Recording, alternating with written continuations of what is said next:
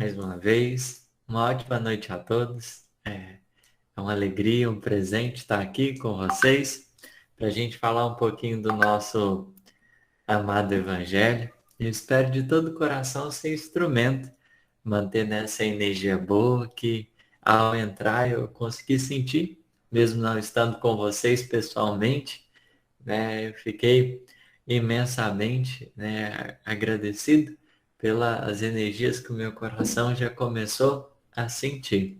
E eu peço ao meu espírito protetor, ao meu anjinho da guarda, que possa me ajudar, que possa estar comigo, me iluminando, para que eu transborde com muita alegria e amor essa mensagem que o meu desejo é trazer diretamente dos céus. Peço ao Chico, a Bezerra de Menezes, Eurípides Barçanufo, São Francisco de Assis, essa gente boa do mundo maior. O apóstolo Paulo, Abigail, Estevão e os nossos queridos discípulos da codificação, eles possam estar aqui no nosso encontro, ajudando a gente a aprender bastante. Pois bem, sem mais delongas, desculpa, vamos lá. Hoje nós iremos falar sobre um versículo, né, do Evangelho de João, que ele é muito importante, assim. João é o apóstolo que, de certa maneira, na sua forma de escrever, mais nos trouxe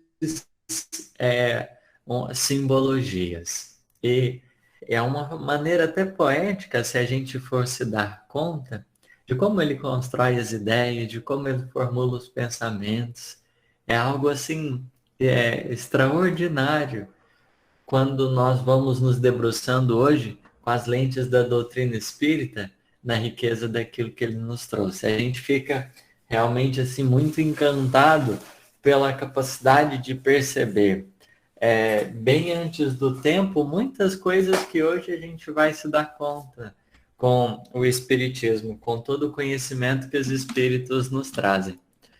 Portanto, estudar o evangelho dele, né, carece de nós uma certa sensibilidade para que a gente explore as analogias e recursos que ele trouxe da melhor forma possível. E o versículo em questão, ele está no capítulo 12, diz assim, é uma fala do mestre. Eu vim ao mundo como luz, para todo aquele que crê em mim não permaneça nas trevas.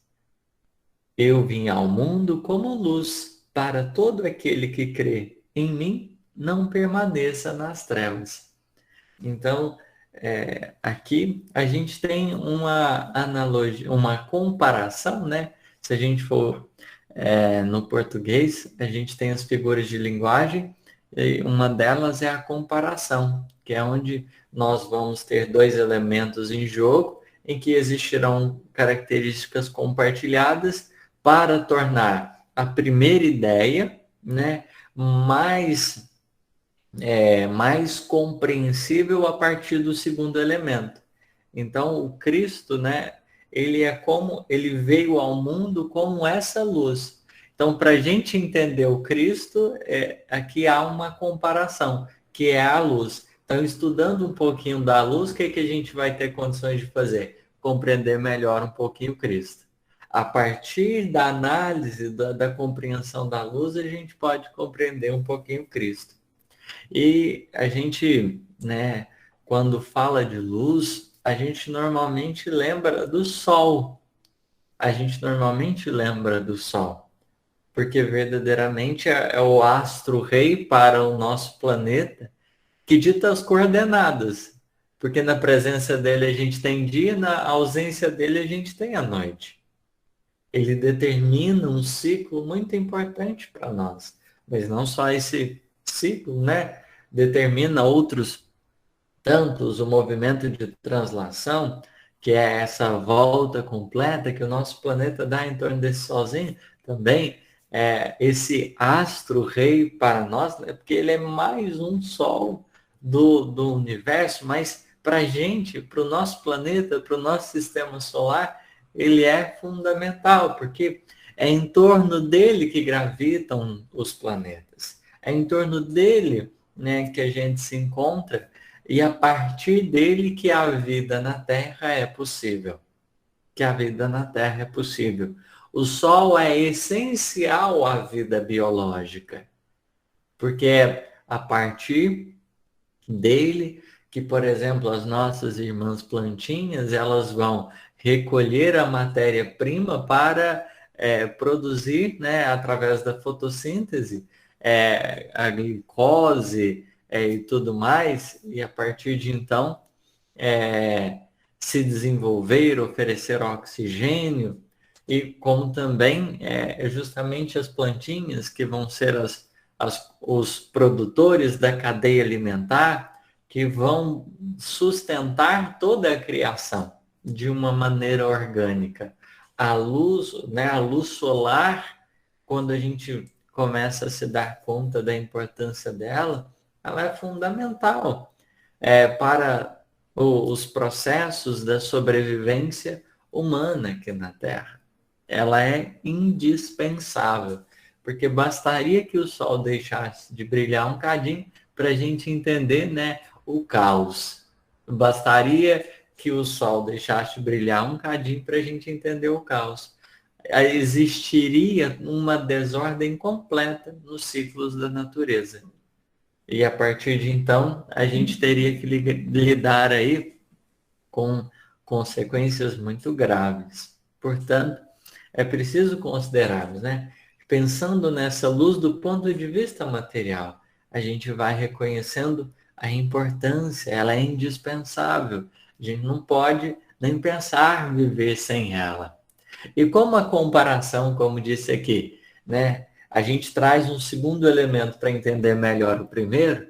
Aqui João trouxe a luz para que a gente entendesse melhor quem? O Cristo. O objetivo do segundo elemento é a gente entender melhor o primeiro, né? É preciso considerarmos isso. Então, por exemplo, se eu falo assim, eu sou lindo como um gato. Então, eu trago o segundo elemento, que às vezes é mais conhecido de alguém, né, de um determinado público, esse segundo elemento, no caso, gatinho, para falar de uma característica, né, para falar de um primeiro elemento, no caso, eu. E nesse particular, João se utiliza daquilo que ele tinha acesso naquela época, à luz, para falar do Cristo. Porque diante de toda a terra, o Cristo é esse grande sol. Ele é indispensável para a vida moral. Sem ele não existiria vida moral, porque é através da luminosidade do seu coração que encontramos os recursos necessários à vitalização dos nossos destinos. Porque se não fosse ele, da mesma forma que sem o sol, nós estaríamos em pleno caos. Nós estaríamos em pleno caos. Ele é indispensável. E ele veio ao mundo, ele encarnou na Terra como essa luz. Como essa luz. E Emmanuel vai trabalhar de uma forma, né, muito linda, pensando nessa simbologia da luz, para a gente se dar conta um cadinho do que poderia representar a extensão dessa luz. Porque a gente, quando a gente se depara com o sol, que é uma coisa mais material, fica para a gente muito claro.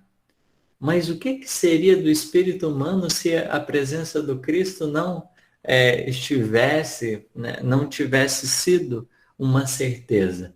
O que a gente poderia imaginar de certa forma? Imaginemos com a vinda dele. No livro A Caminho da Luz, nós vamos perceber ali toda uma preparação que girou em torno dessa vinda.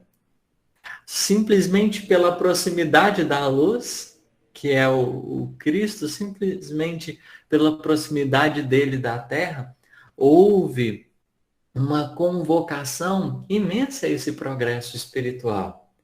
As criaturas se movimentaram profundamente da mesma forma que na vinda do Consolador prometido, a gente tem na Terra todo um período de preparação em diversas áreas do conhecimento, na época de Jesus, pela proximidade dele na Terra, sentindo o influxo, a criatura sentiu o desejo de ser melhor e começou algumas transformações já importantes.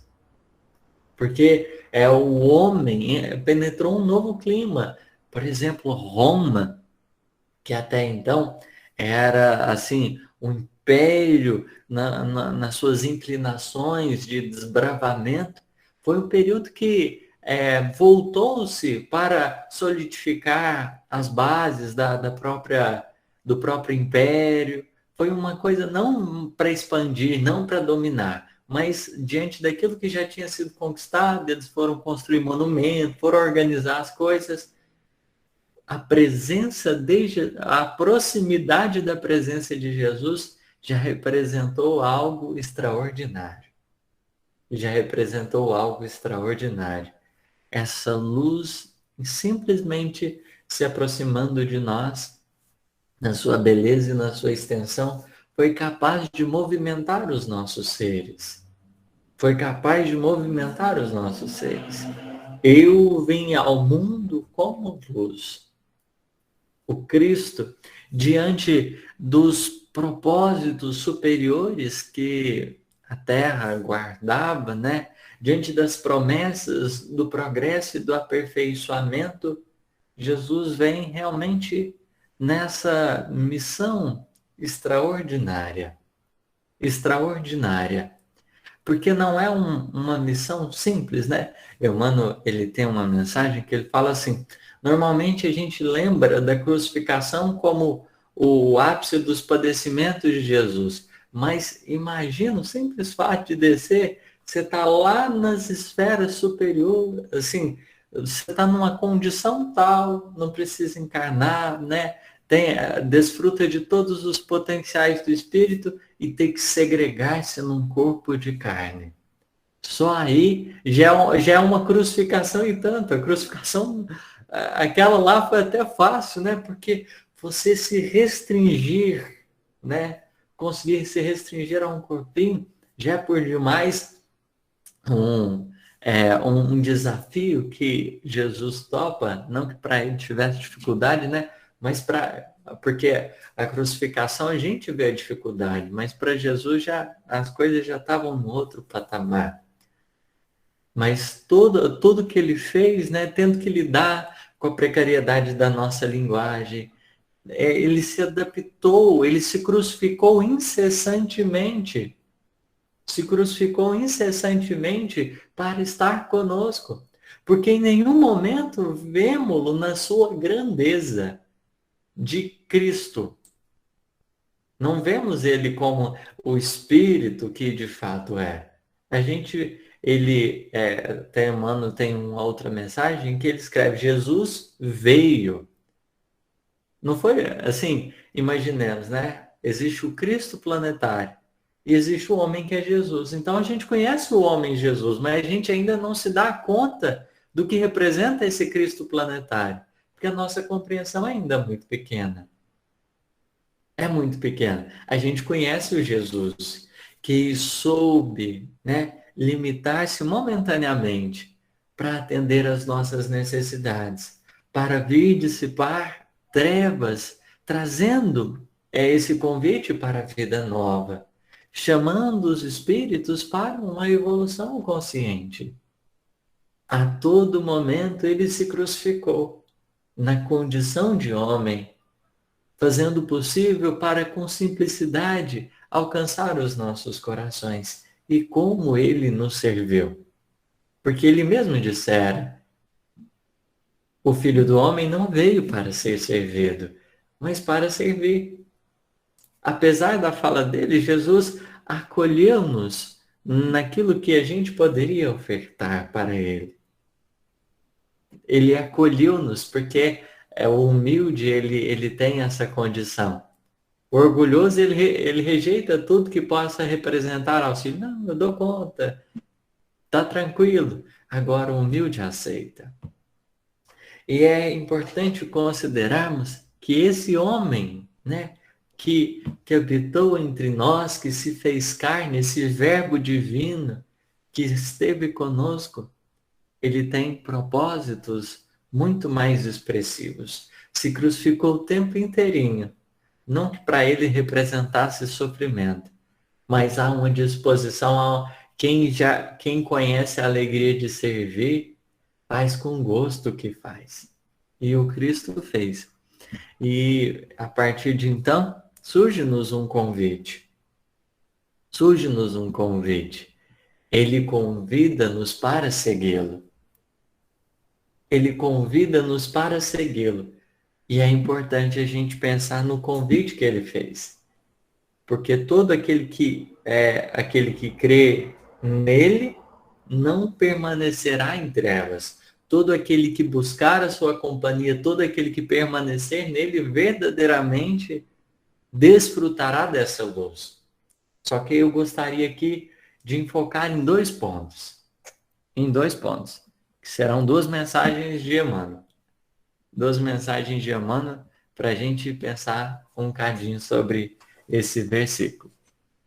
Vamos lá. A primeira coisa, né, é desse convite para estar com ele.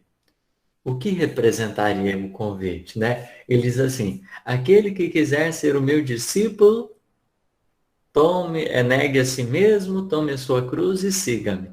Então, são três passos importantes. Porque para segui-lo, primeiro a gente precisa concluir os dois primeiros passos. A gente precisa primeiro concluir os dois primeiros passos, que é negar ou renunciar, vai depender do evangelho, negar ou renunciar a si mesmo, esse é o primeiro. E o segundo passo, qual é? O tomar a cruz. O tomar a cruz. E me veio um insight esses dias fazendo uma live que eu achei importante. E trago aqui para a nossa reflexão. Aqueles que discordarem, fiquem à vontade. Mas valendo-se dos propósitos de Jesus, ele é um mestre, né? Ele é um mestre não de exterioridades. O Cristo não veio para convidar ninguém para a vida exterior. Ele não nos chama para a construção de uma vida artificial, mas chama para uma vida integral. E reconhecendo-nos como espírito que somos, ele tem noção direitinho do percurso que a gente deve realizar, que a gente deve cumprir para conseguirmos, de fato, alcançarmos e estarmos sempre na presença dele. Ele não veio tão somente para atender às necessidades do ser humano. Ele veio guiar o espírito para a condição desse ser imortal. O caminho que a gente vai percorrer não é de fora, é para dentro. Não é de lugares, é de forma de viver interior. É uma estrada, é um roteiro para dentro. Porque a sua luminosa mensagem guarda toda a sua grandeza dentro de nós. Portanto, é avançando nas terras de nós mesmos que nós nos daremos contas da grandiosidade dessa luz. Da grandiosidade dessa luz. Só que por conta dos nossos orgulhos, do nosso orgulho, a gente acaba muito distante de nós mesmos. Porque no nosso orgulho, e daí a nossa arrogância, e daí toda a nossa condição enfermiça, né, cheia de enfermidades da alma, a gente fica muito distante, às vezes, de nós mesmos. Muito distantes dessas terras aonde a grandeza do Evangelho pode ser percebida. O orgulhoso, ele vive distante de si mesmo e distante também dos outros. Porque ele fica num ponto isolado em que ele, né, vai supor nas suas ilusões uma forma de vida, uma maneira de pensar sobre si mesmo que em muitas circunstâncias é bastante equivocada. Negar, renunciar a nós mesmos é a gente renunciar, ter a condição de se colocar à disposição da humildade. para fazer esse retorno primeiro à nossa alma. Porque distante de nós mesmos, ninguém conseguirá caminhar na presença do Cristo. Porque o caminho é de dentro. Então imagina, a gente está bem longe de nós e o Cristo está bem pertinho de nós. Então ele chama, olha, volta para dentro. Volta para dentro. Não é por aí não. Porque a gente tem se perdido em labirintos de ilusões muito grandes. Tem perdido em labirintos muito grandes. Então a voz dele ecoa convidando-nos para essa vida nova. Como imaginemos numa escuridão, imaginemos diante da escuridão, essa luz que brilha lá no finalzinho, como a nos falar, olha, é por aqui. Renunciar a nós mesmos é a gente fazer o percurso de volta. Da exterioridade, da periferia das nossas almas, a gente ir para o cerne do nosso espírito. No encontro profundo com a nossa própria individualidade. É preciso voltar. É preciso voltar. O convite não é para a gente ir para fora, é para a gente voltar para dentro. É para a gente voltar para dentro. Porque a gente tem vivido muito no plano das exterioridades, seguido portas e caminhos diversos, mas esquecendo-se que o maior propósito de Deus para com a criatura é de encontrarmos em nós mesmos a presença divina. É de altearmos o nosso mundo interior nessa divina capela, nesse altar santo em que podemos estar em contato com a divindade, com o sagrado. Por isso que Emmanuel, na saudação do Natal, vai dizer: perdidos no vale das sombras, padecíamos dolorosa cegueira espiritual, quando o vidente divino veio até nós, fazendo claridade em nosso caminho para Deus. Diante das trevas espessas do nosso orgulho, eis que surge esse momento luminoso, em que somos convocados a retornar para dentro. Renuncia a ti mesmo. E aí a gente tem que começar a fazer o percurso de volta. A humildade é o percurso de volta, que é onde a gente sai dessas exterioridades, dessas aparências, e a gente vai procurando conectar legitimamente com o nosso próprio ser. Porque a partir do momento que a gente vai fazendo o percurso de volta, surge-nos um outro passo. Carregar a cruz. O que é carregar a cruz? É suportar o próprio peso. É suportar o próprio peso. A alegria e a dor de ser o que somos. Porque o Cristo não veio para quem nós achamos que somos, mas ele veio para conduzir de onde nós estamos para a construção dessas glórias divinas, aformoseando a nossa própria intimidade, nesse santuário sagrado em que a presença de Deus possa se manifestar. Não é num plano, né? Por isso ele diz, eu não vim para os sãos, eu vim para os enfermos. Mas se a gente não reconhece a extensão das nossas necessidades, a gente não consegue compreender a extensão da misericórdia e do amor com que ele tem se doado para nós. É percebendo-nos qual nós somos e tendo a coragem de suportar a nossa própria presença sem fugir, é que o caminho começa. Porque depois que a gente pega essa cruz, ou seja, quando a gente começa a trabalhar com o que nós somos, aí sim ele tem condições de nos transformar. Porque verdadeiramente a luz que parte dele tem de abençoar todas as nossas vidas, todos os nossos passos. Mas não nos enganemos. É preciso seguir. É preciso marchar em direção a ele. Depois de reconectados conosco mesmo, ter a disposição de aprender com ele é indispensável.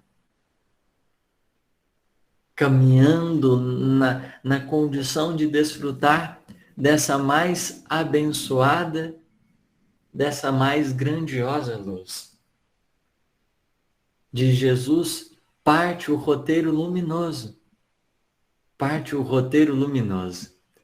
Hoje eu estava... Hoje eu passei por uma situação que foi uma importante lição para mim. O celular da minha namorada, ele estragou, né? Ele tinha caído, queimou o display, levamos para arrumar. Aí levamos numa lojinha. E mal passou um tempinho, o conserto deixou a desejar. Tava dando já alguns outros probleminhas. A tela tinha trocado, né? E tudo, tava bonitinha, mas ele começou a mexer sozinho. E aí, né, a gente pensou, foi final de semana, né, que aconteceu isso. Primeira vez que a gente levou lá foi no sábado. Aí ontem, levei ela lá, o técnico não estava lá e a gente teve que voltar hoje. E aí no que voltou hoje, acabou dando um probleminha lá. Porque o telefone foi abrir ele de novo, estava molhado, encontrou água dentro dele, né? Só que a gente a gente não molhou o telefone, não deixou ele cair nem nada. Surgiu uma água dentro dele que a gente ainda não sabe o que foi. Mas aí eu fiquei bravo. Eu fiquei bravo com o rapaz, porque o que aconteceu? Perdeu a garantia. Ele tá assim, ó, não tem como, a gente não pode fazer nada. O telefone tá molhado. É isso aí. O que a gente pode fazer é desoxidar o telefone e aí troca a tela de novo. Gente, eu fiquei bravo, né? Eu fiquei bravo, pensei, poxa, não caiu, esse trem tá errado. Eu fiquei indignado na hora. E eu tava um pouquinho assim fora de mim, né? Tava um pouquinho fora de mim. Aí eu saí de lá e aí eu fiquei refletindo, né? Porque até agora a situação ainda não resolveu, mas enfim. Mas aí Jesus foi conversar com o meu coração e foi falar da necessidade da humildade, né? E eu tive que, porque o telefone tinha ficado lá ainda, né, para ver o que ia fazer. Aí eu fui e falei para minha namorada, para a gente pegar esse telefone, gente, ver outro lugar, mas para deixar a gente deixar isso quieto. Aí Jesus trabalhou no meu coração, né? Ele falou assim, faz uma prece antes de entrar lá, e quando você entrar lá, você vai pedir desculpa. Você vai pedir desculpa. E aí, a pessoa que me atendeu, né, tava lá, tava na ligação, outra pessoa me atendeu, mas eu fui, peguei o telefone, agradeci, né, a outra pessoa que tinha me atendido, cheguei na outra pessoa que eu tinha conversado mais cedo, fui lá e pedi desculpa. Eu tava, assim, até então, tava transtornado com a situação ainda, né, meu coração ainda não tava em paz. Mas na hora que eu pedi desculpa, que coisa boa, né, veio aquela leveza, eu achei, assim, muito importante. E é curioso, porque sempre que tem live, né? Os espíritos dão um jeitinho de fazer evangelhos tudo em prática. A grandiosidade da lição está relacionada à vivência que eles me convidam a testemunhar. E foi um momento importante de perceber o quão importante é essa luz. O quão é importante essa luz. Mas a gente tem que caminhar com a disposição de aprender. A gente tem que caminhar com a disposição de aprender. Porque nessas horas a gente pode falar assim, não vou pedir desculpa de jeito nenhum. Não foi, eles estão errados, o telefone estragou na mão deles, já tinham pagado R$ 700, eles queriam cobrar mais R$ 700, não tem dinheiro, como é que vai fazer? Mas aí a vida nos chama para o quê? Para que a gente aprenda uma ciência nova, porque a grandeza do Evangelho está dentro de nós. E o que a gente aprende é portas adentro do nosso coração. O quão valioso ele é, a gente vai entendendo quando a gente se dispõe a aprender com o Mestre. A gente vai aprendendo quando a gente se dispõe a aprender com ele. Porque senão a lição vai ser simples lição. Vai ser uma simples lição. Mas quando a gente se dispõe a aprender, a lição é vida. A lição é vida. Vida que vibra dentro de nós. E é mais do que importante da nossa parte essa disposição. Para que assim a gente não caminhe tropicando, tropeçando tanto. Porque nesse convite que a nossa consciência, né? Quando a gente fala que Jesus veio ao mundo, não só ao mundo como presença física, mas veio ao mundo, ao nosso mundo interior, chamando-nos para essa vida nova, através da nossa consciência. Através da nossa consciência. Porque cada vez mais que o aluno se dispõe a caminhar na presença do professor, mais ele tende a aprender. E o chamado do mestre, é para que nós façamos luz aqui dentro. É para que nós façamos luz, portas adentro da nossa própria alma. Cada lição aprendida, cada passo dado, avançamos, construindo-nos conforme essas diretrizes sagradas. Conforme essas diretrizes sagradas. E é preciso considerarmos que... e aí entra a outra mensagem de Emmanuel. Onde ele vai comentar assim, né? Ele fala sobre a terceirização que às vezes a gente faz, né? Por exemplo, caminhar na luz dos outros é muito fácil. Ou pelo menos, né? Vamos dizer assim, é mais fácil do que você ter luz em você mesmo. Porque enquanto o outro está gastando recursos interiores para brilhar, a gente está aproveitando a luminosidade e está indo adiante. Mas Emmanuel acrescenta uma observação muito importante. Ele diz assim, às vezes, esses que já têm um cadinho de luz, que já brilham mais intensamente, podem ser convocados para subir a determinados cimos de provações, de testemunhos, podem se afastar um pouquinho de nós e a gente ficar à mercê. A gente ficar à mercê. Porque a luz, quando é do outro, se o outro for embora, a gente fica sem. Porque os outros, eles vão ser convocados a avançar nas trilhas evolutivas que lhes são próprias. Nós teremos momentos de compartilhamento, mas inegavelmente todos seremos convocados a brilhar a nossa luz. Assim, Jesus já adiantou lá no Sermão do Monte, lá no início da propaganda que ele fez, né? Porque o Sermão do Monte é a grande propaganda. É tipo aqueles vídeos do YouTube que antes, os anúncios do YouTube, que antes você vê os vídeos, aí tá lá, né?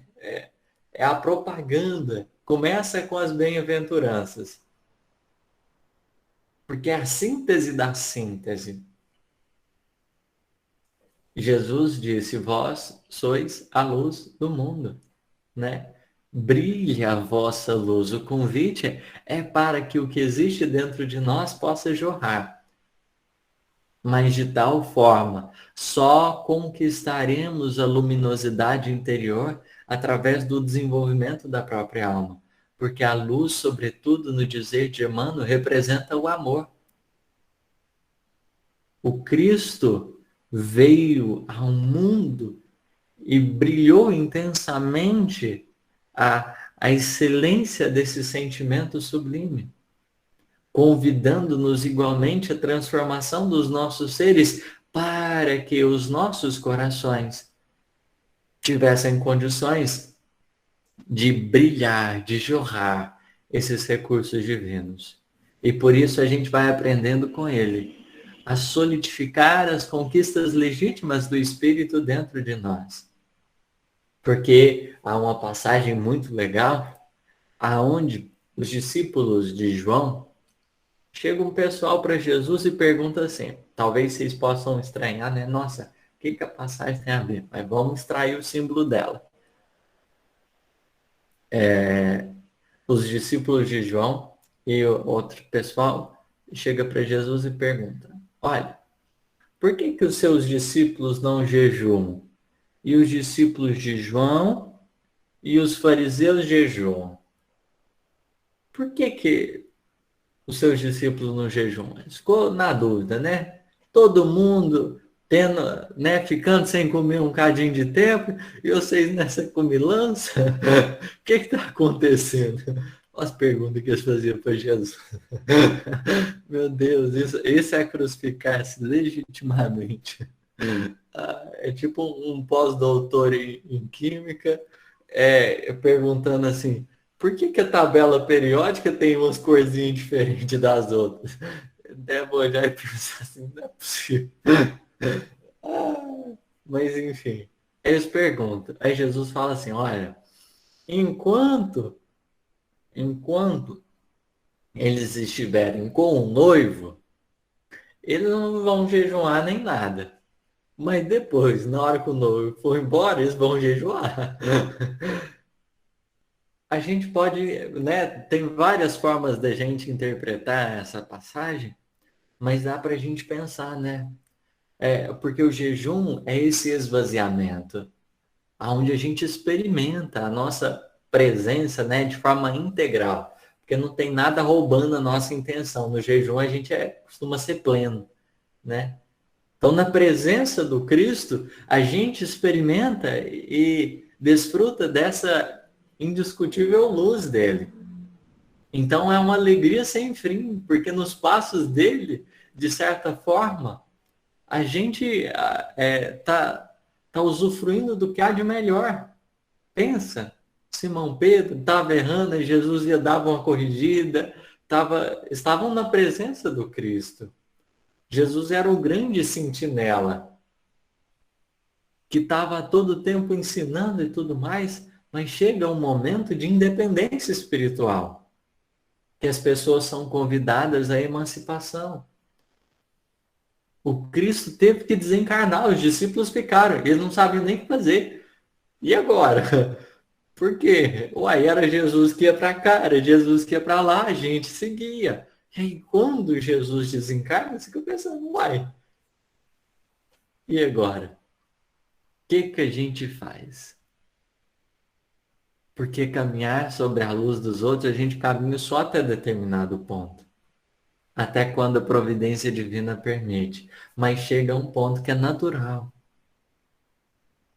A gente ser convocado a se atentar a essa necessidade de aprender, de testemunhar. Porque na presença do Chico todo mundo tinha paz. Mas manter em paz dentro de casa com os próprios familiares era o desafio. Na presença de Jesus, os discípulos era menos topeira, mas bastasse que aparecesse uma adúltera, estava lá já mandando crucificar. Estava mandando, perdão, crucificar não, apedrejar. E achando que estava correto. Porque na claridade dos outros, a gente pode até enxergar melhor. Mas o valor da luz a gente entende quando ela parte dos nossos espíritos. A lição do perdão, quando alguém está vivendo e a gente fala assim, realmente temos que perdoar. Ela é uma, mas quando a gente é convocado a viver ela, a gente vai se dando conta dessa necessidade de consumir recursos de nós mesmos para deixar fluir esse manancial divino do céu.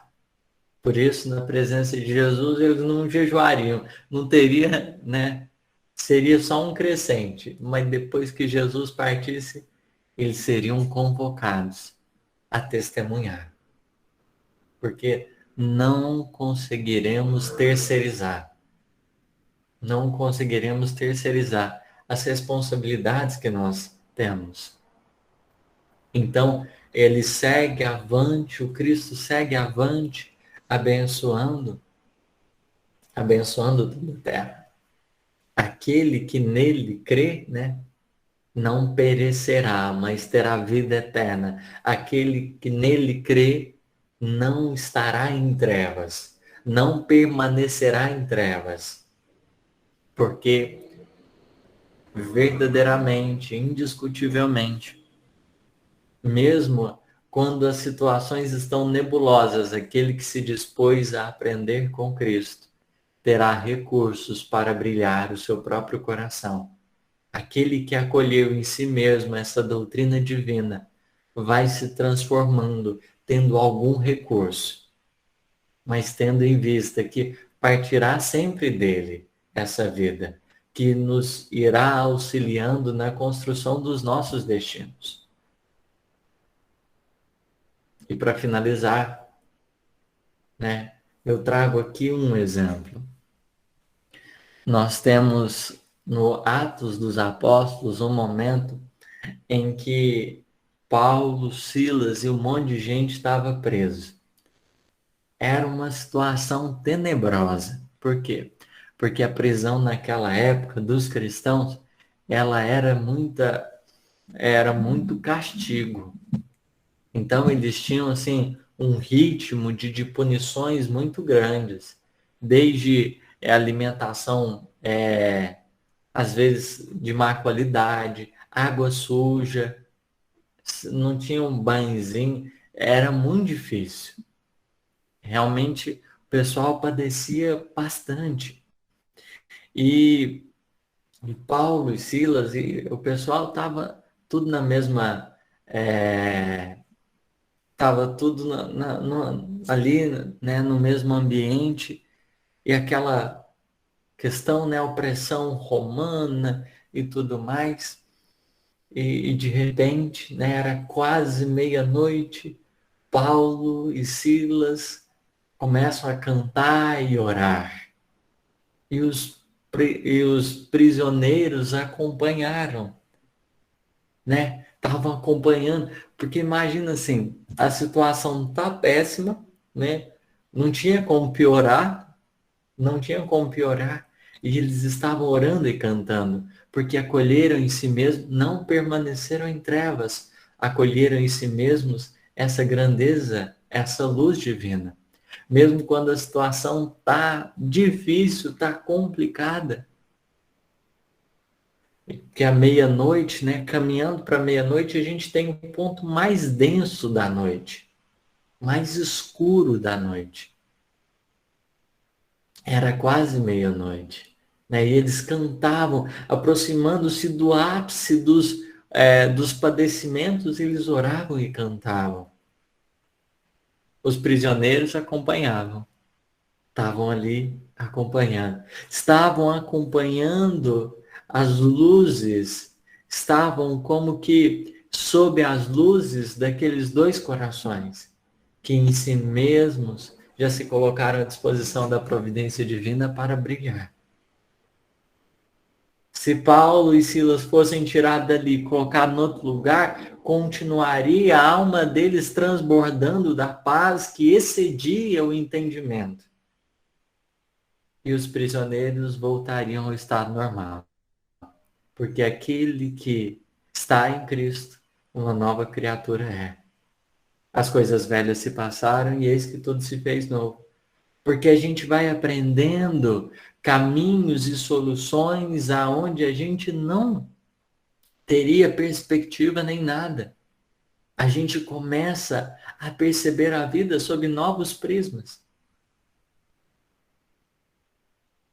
O Cristo veio nos chamar para a construção desse ser integral. E para tanto, a grande lição é esse convite formoso para a gente servir. A disposição de servir é o primeiro passo para aprender. Porque quem está de boa vontade disposto a servir terá verdadeiramente condições de aprender. Porque caso contrário, as situações chegam, a lição vem e a gente cruza os braços e fala assim, nem. Não, não vou, não quero, não é para mim. O convite vem pela disposição de servir. E quem serve pela própria experiência, pela própria prática de vida, vai tendo condições de avançar, né? Tem o meu irmãozinho do coração, ele trouxe uma reflexão que eu achei muito legal. Ele falou assim, a área que a gente é pior na vida costuma ser a que a gente é mais servido. Porque quem vai se habilitando a servir vai se aprimorando naquilo que faz. E quem com Cristo vai se dispondo a servir vai se iluminando cada vez mais. Nós precisaremos sim da luz das outras pessoas, porque sempre vai ter alguém que brilha mais um cadinho que nós, que vai nos ajudar, amparando os nossos destinos, intercedendo em favor dos nossos corações. Mas não nos enganemos, a providência divina nos chama para servir, porque quem serve, prossegue, iluminando-se cada vez mais. Obrigado à paciência de vocês, a misericórdia acolheu meu coração. Deus lhes pague essa caridade. Vitor, obrigado por lançar luz nos corações da gente nesse momento, de todos que estão aqui na sala. Gente, o tempo é curtinho e Vitor vai ter compromisso, né, Vitor? Às 9 horas. E aí, se alguém tiver alguma dúvida, fazer alguma pergunta, vamos aproveitar esses 20 minutinhos que a gente tem com ele aí. E a palavra está aberta. Fique à vontade, pessoal. Vou tomar a iniciativa aí, meu irmão. Vitor, boa noite mais uma vez. Eu sou colaborador da casa e, a título de esclarecimento, eu estava muito atento à primeira mensagem que você colocou de Emmanuel e me lembrei de uma passagem do Evangelho de João, no versículo 17, na segunda parte, que ele fala assim: a graça e a verdade vieram por Jesus Cristo. Aí eu gostaria que você, a título de esclarecimento para mim, colocasse o que é graça e o que é verdade nesse sentido. Eu de logo fico agradecido. Vamos lá. Obrigado, Érico, pela pergunta. Fico muito feliz pela confiança. Espero contribuir. A graça, né? Entendamos ela como um importante tema que está relacionado à misericórdia. E o que é a misericórdia? É o amor que ultrapassa a justiça. O que é a misericórdia? A misericórdia é o amor que ultrapassa a justiça.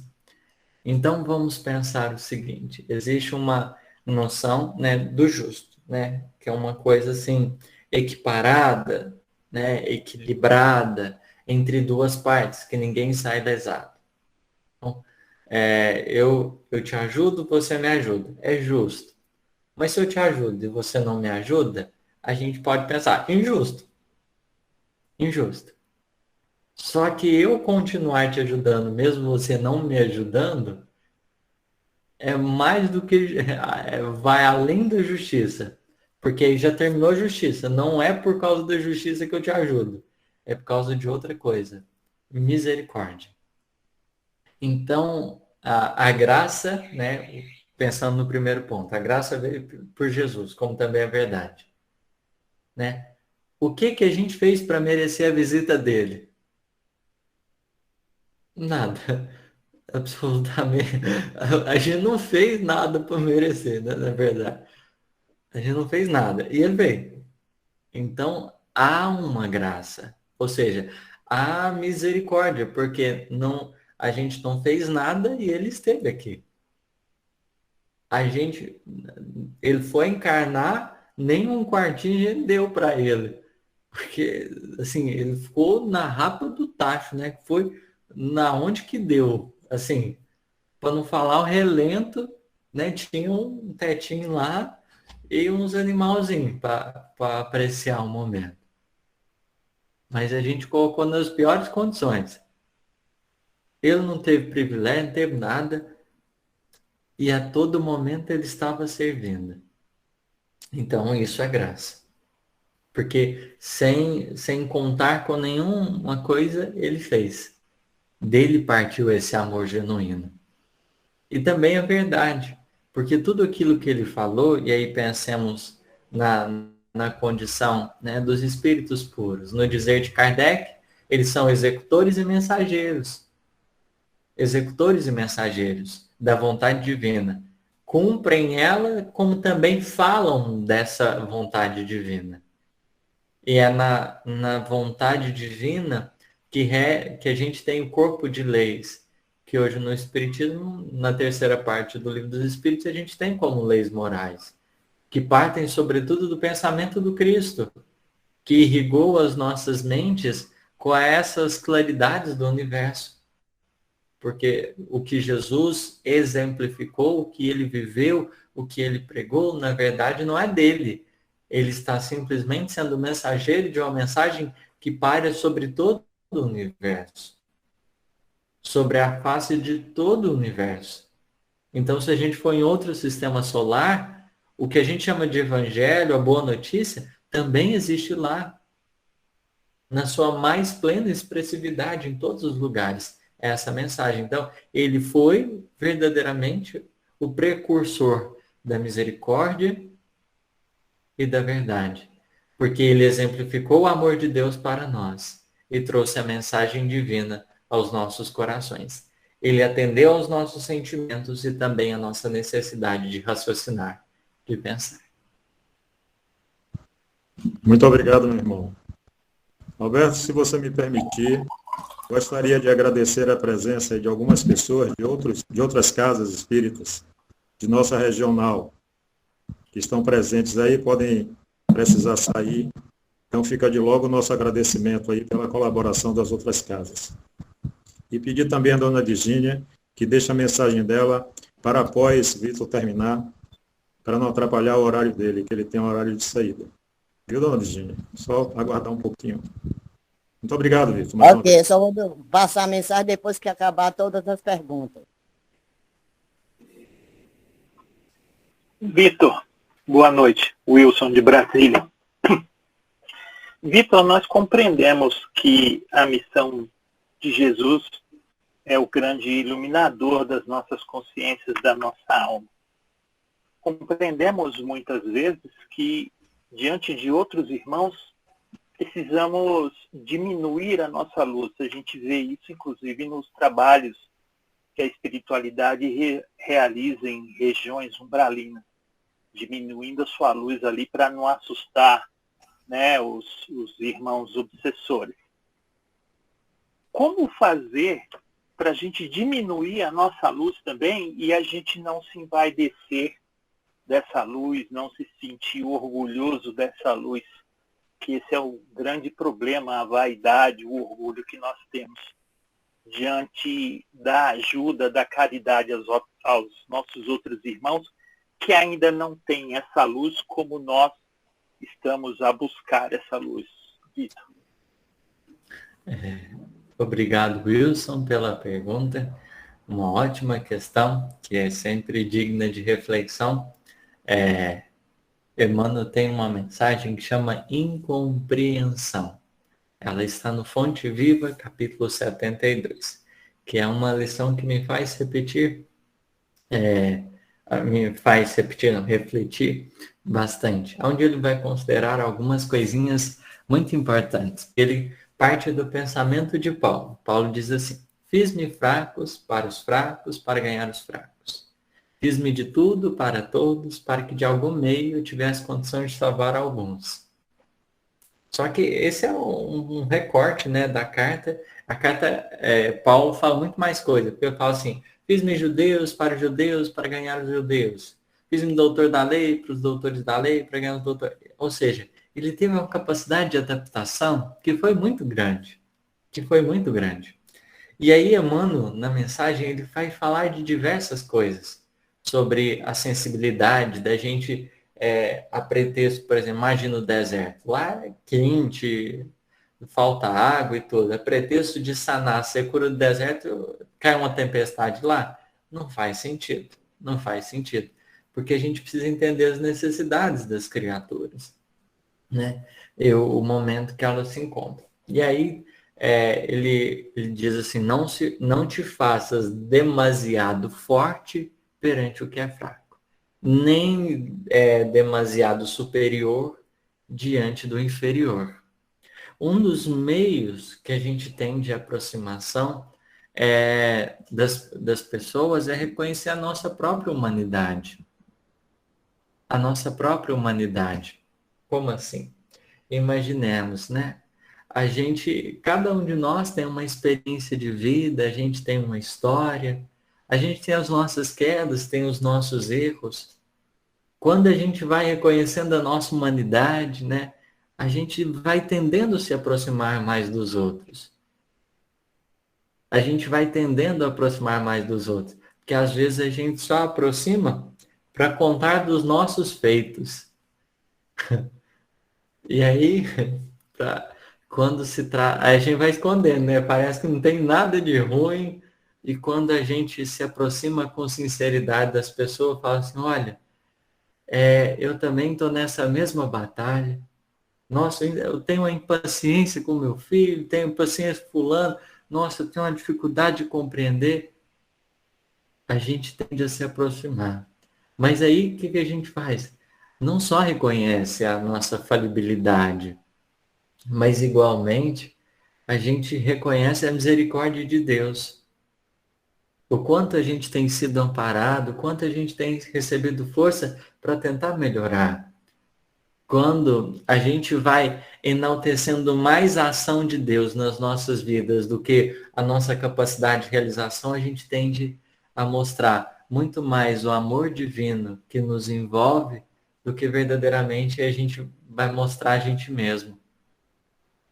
Porque, e aí é algo que Paulo ensina para Lucas, porque Paulo, ele estava na prisão e ele ia ser transferido de prisão. E aí, todo mundo foi para despedir dele, que ele ia passar por um determinado percurso, e todo mundo foi para despedir dele. E tinha criança, tinha jovem, tinha um tanto de gente. E estava todo mundo doido por causa de Paulo. Estava todo mundo, nossa senhora. E Lucas estava junto com Paulo, né? E Lucas falou assim, nossa, olha aí, eu vou escrever para a posteridade o tanto que as pessoas te amam, Paulo. Aí o Paulo, nesse momento, dá uma advertência assim grande para Lucas. Fala assim, olha, você não vai escrever de um amor que eu não mereço, mas você vai falar da misericórdia de Jesus para com o meu coração, que tem me sustentado, que tem me dado forças, porque de mim mesmo eu não tenho nada. Ele que tem me preenchido, me dado vitalidade para seguir em frente. Então, quando a gente começa a realçar mais o plano divino, a ação divina, do que nós, e reconhecer a nossa própria falibilidade, entendendo, olha, estamos todo mundo aprendendo, a gente vai se conectando com os outros e vai entendendo o trabalho divino que é nos ajudar para entender que a gente pode melhorar um pouquinho mais. Vitor, ainda dá tempo de uma pergunta? A última? Então, gente, vamos aproveitar essa última perguntinha aí para o nosso amigo Vitor. Quem tem?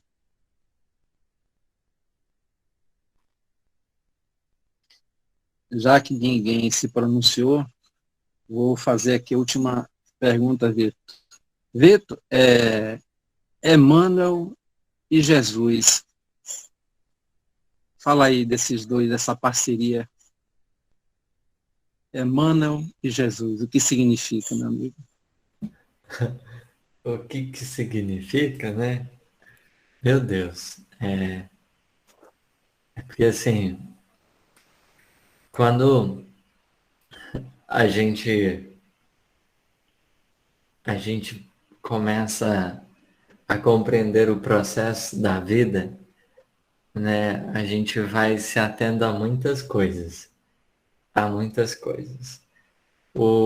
A gente poderia dizer que para Emmanuel, Jesus é eu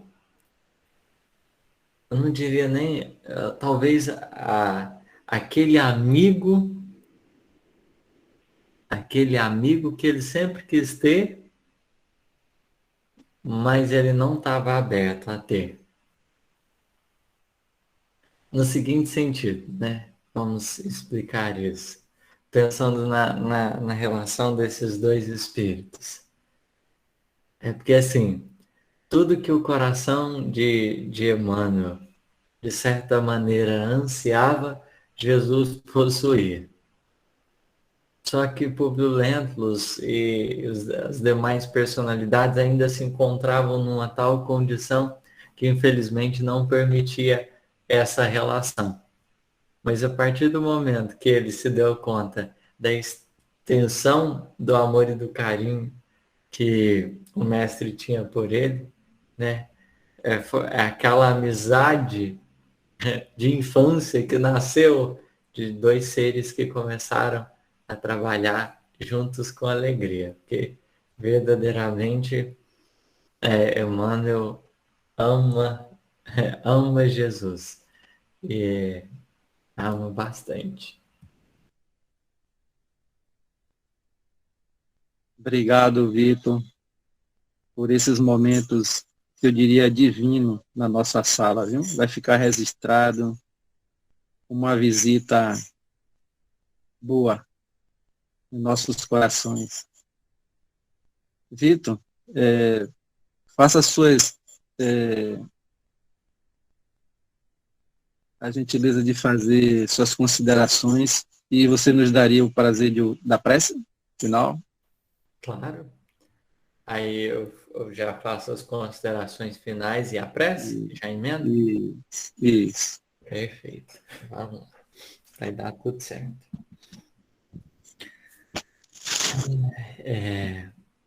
Eu gostaria de agradecer. Me fez enorme bem estar aqui com vocês. Foi um presente grandioso, né, que me foi dado. Agradeço a misericórdia dos espíritos protetores também que estiveram aqui. Eu espero que essa sementinha de luz e de paz tenha ficado no coraçãozinho de vocês. Eu peço licença para fazer a nossa prece. Divino amigo, é com muita alegria que eu estou aqui. Obrigado por esse encontro com esses corações. Talvez muitos já são conhecidos da minha alma, mesmo que eu não recorde presentemente. E vibraram tanto pelo meu coração que eu me curvo diante deles, pelo tanto de coisas boas que eu estou conseguindo sentir no meu espírito. Percebendo-me ainda tão pequeno, curvo-me diante do teu olhar, Jesus. Sabe, mestre, apesar da extensão da minha pequenez, o Senhor está investindo tanto no meu coração, eu fico muito satisfeito disso. Espero trabalhar verdadeiramente com o máximo de amor, simplicidade e humildade. Que o Senhor me ajude a transformar o meu ser. Todas essas imperfeições que eu ainda tenho, que são tão expressivas, para que assim, com a alma mais compromissada com o bem, eu possa estar servindo, sendo instrumento teu, levando um cadinho de luz e paz, onde quer que eu esteja. Cuide, Jesus, dos nossos irmãozinhos, encarnados e desencarnados, que estão conosco nessa noite de hoje. Que a prece nessa hora possa ser um abraço confortador de fluidos e energias reparadoras. Talvez eles tenham tido um dia cansado e difícil e o coraçãozinho esteja necessitado nessa hora de um cadinho de paz. Imponha, Jesus, as tuas mãos e leva da minha alma igualmente os eflúvios e forças divinas que possam auxiliar nessa plena renovação, trazendo conforto e paz, alegria e esperança diante tanto do pensamento, do plano mental, quanto também do plano emocional. Que os espíritos protetores de cada um estejam inspirando o bem, fortalecendo nessa decisão de ser melhor a cada momento. Antes da nossa vontade, Mestre, que é tão pequenininha, que ainda tão frágil, seja feita a tua. Que assim seja.